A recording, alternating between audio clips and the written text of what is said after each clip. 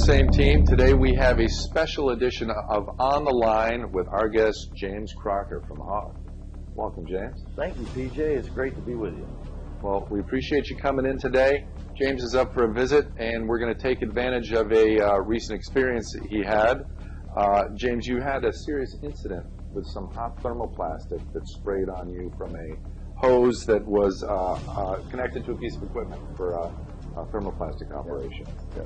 Can you expand on that and tell us what happened, Sure. things we could do, and update our operators to prevent something like this from happening?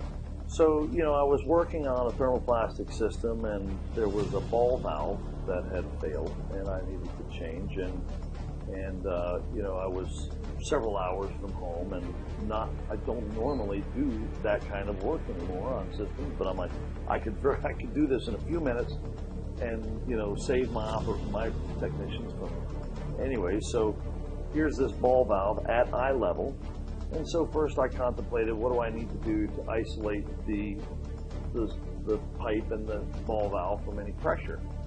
So I closed the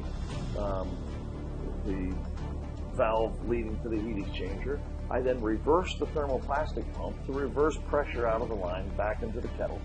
I then shut the knife valve. So I was very thoughtful about taking precautions to relieve the pipe of thermo. And then I walked over to the valve. I thought about it on a minute, and I went back a second time. I double checked to make sure that the valves were closed. I even touched the gate valve again, just made sure it was tight. And then I did a very unfortunate thing. I failed to put PPP on before I opened the ball valve. I assumed that line would not be under any pressure. And unfortunately it was. It's like people that say, well, I didn't think the gun was loaded. Well, if you had never pointed it at anybody, then, there wouldn't be a dead person right now. And so for me, forever, it changed my perspective on treating every thermoplastic cavity. If there's thermal on the other side of it, then I've got to assume that it's under pressure and can flash back on it, And so, unfortunately, I took a face full of plastic. Fortunately, the people on the other side of the valve were protected somehow. I tilted the ball valve down, and it just flew directly in my face. I think you have a picture here of what that looked like. Very unfortunate incident. I think, we are working to invent sort of a term, PVB, because I know your next question is going to be, hey, what are you going to do differently going forward? And PVB, pressurized vessel breach.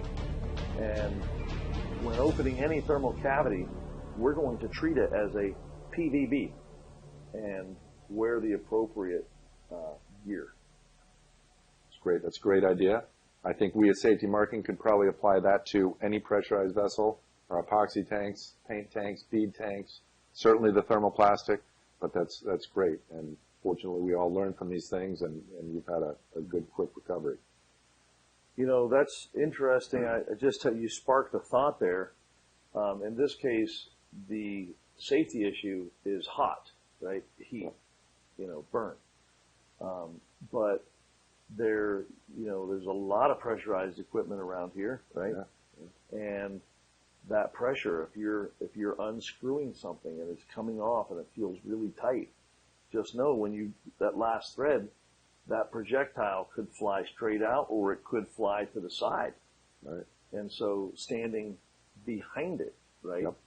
Just like, if I ever go golfing with you, I'm going to stand behind the ball because the ball's not going to travel backward, right? Right. Stand far behind. Yeah, great point. Great.